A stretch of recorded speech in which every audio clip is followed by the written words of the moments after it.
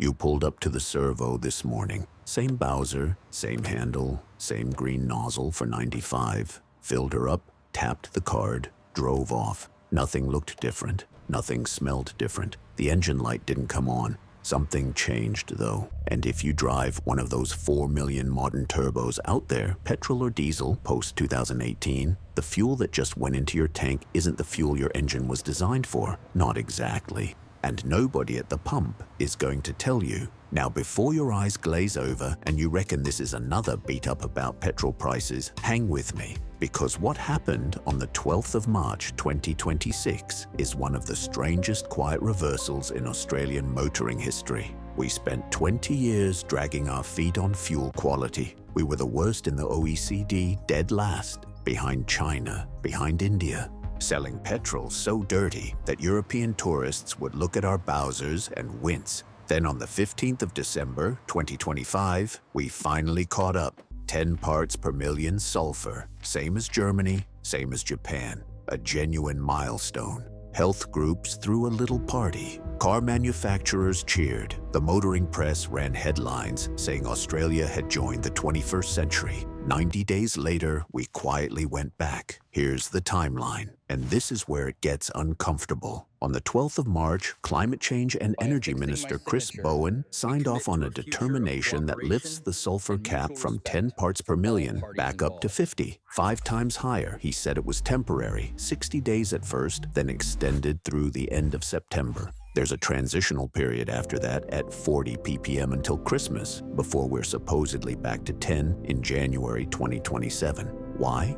Because a war most Aussies couldn't point to on a map choked off about a fifth of the world's oil supply. The Strait of Hormuz, that narrow stretch of water between Iran and Oman, got shut down, and Canberra had a choice. Keep the fuel standards, watch the regional servos run dry, and let a tank of 95 hit prices we haven't seen since the 70s. Or lower the bar, blend in the petrol we'd normally export, and buy ourselves about 100 million liters a month. They picked the leaders. Now the NRMA came out fast. Peter Coury, their spokesperson, told anyone who'd listen not to panic. It's the same fuel we were using 12 months ago. Your car will run fine. Fuel economy won't budge. You won't even notice. And honestly, for a lot of you watching this, he's right. If you drive an older Falcon, a naturally aspirated Camry, a 90s HiLux, a Land Cruiser 79 mate, you've been running on worse.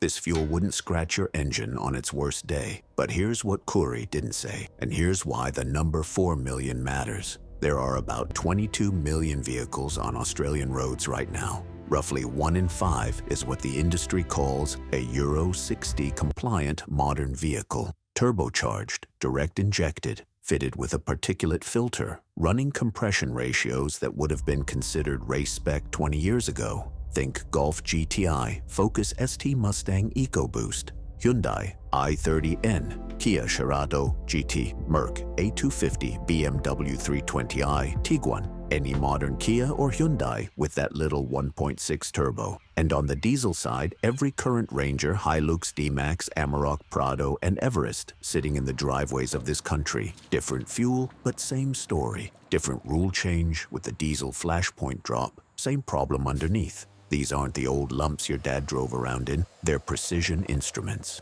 High-pressure fuel pumps operating at over 200 bar. Injectors with tolerances measured in microns. Catalysts tuned for one specific sulfur level. And a little ceramic honeycomb in the exhaust called the particulate filter that traps soot before it hits the atmosphere. That filter is where the story gets real. See, sulfur in petrol doesn't hurt your pistons. It doesn't dissolve your bearings. It doesn't chew up your crankshaft. What it does is slower, quieter, and far more expensive. It slowly poisons the catalyst, and it accelerates the soot loading on your particulate filter. The Australian government's own impact analysis, the one they published back in 2024 to justify the move to 10 ppm in the first place, spells it out in plain English. Prolonged use of high-sulfur fuel can reduce the life of a catalyst. It can interfere with the onboard diagnostic system, causing false fault codes. And in Euro 60 vehicles with particulate filters, the filter has to work harder, regenerate more often, and clog up faster. You know what a clogged filter costs to replace? Anywhere from $2,000 to $6,000, depending on the model. On a Tiguan, on a newer BMW, on the pricier German gear, you're at the top end of that range, easy. Now the government will tell you 60 days won't do that, and they're probably right. 60 days of slightly worse petrol isn't going to kill your Ranger tomorrow. Your Ford dealer isn't about to void your warranty because you filled up in April. But here's the bit nobody's talking about. It's not 60 days. It's closer to 9 months of degraded fuel, 12 March through the end of September at 50 ppm. Then a transitional window through December at 40 ppm. That's most of a year. That's 20, 30, 40 tanks of fuel through your car, depending on how much you drive. And by the way, if this is the sort of stuff you actually want to know as an owner and not just as a driver, do me a favor and hit that like button. It genuinely helps. Comment below telling me what you drive so I know who's watching. All right, back to it. Peter Corey is right that this is roughly the same fuel we were buying a year ago. What he's not saying is that the cars sold in Australia this year and last year were increasingly designed for the new standard. Manufacturers were finally free to bring in Euro 60 spec models with the same tuning as their European cousins. Smaller displacement, higher boost, tighter emissions gear. That's the whole point of the sulfur reduction. And now those cars are being asked to drink the old juice. So what does this actually mean for you? Let's get practical. Because I'm not here to make you paranoid, I'm here to make you a bit smarter than the bloke in the next car. If you drive a modern turbo petrol car, anything post-2018 roughly, a few things are worth doing between now and next January. First one's easy. Stick to 98 if you can, or at least 95. The lower sulfur content is still marginally better in the premium grades. The higher octane keeps your knock sensor from working overtime under boost. And 98 is E10 free, which matters for a lot of turbo owners. Second, and this is the bit your service advisor won't volunteer, bring your next service forward if you're close to it. A fresh oil, fresh air filter, and a check on the intake system will do more for your engine's tolerance to iffy fuel than any additive on the shelf.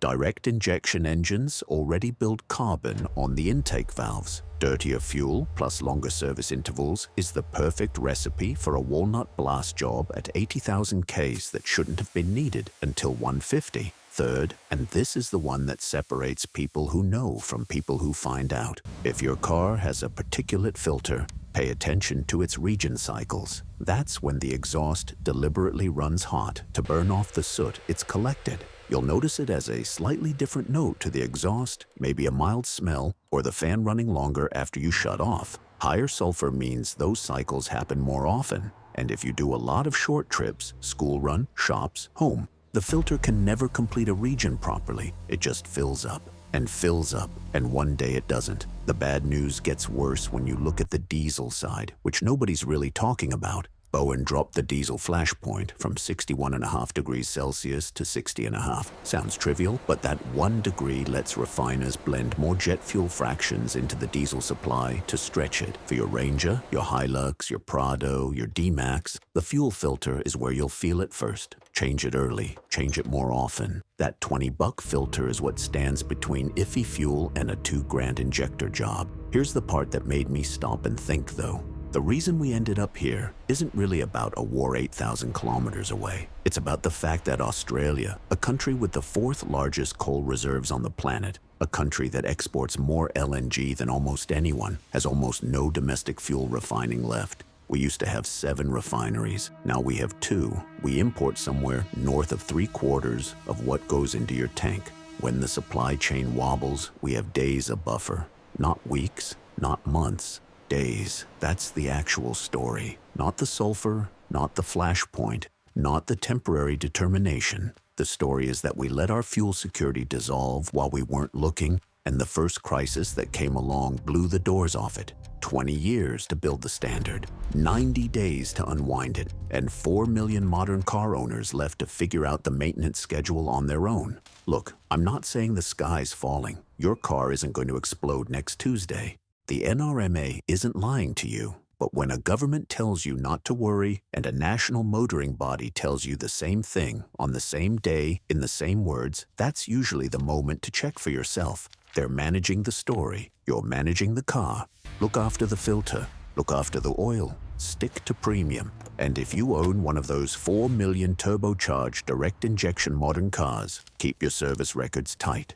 Because if something does let go in 18 months, you want a paper trail that says you did everything right during the dirty fuel window. The government made a call between empty Bowsers and slightly worse petrol. Fair enough, you'd probably make the same call, but the bill for that decision is going to land in dealer service departments over the next few years, not as a headline, as a slow drip of particulate filter jobs and dead catalysts on cars that should have done another 100,000 Ks. So next time you're at the Bowser and the bloke next to you says she'll be right, it's just petrol, nod along, fill her up, and just quietly know better than him.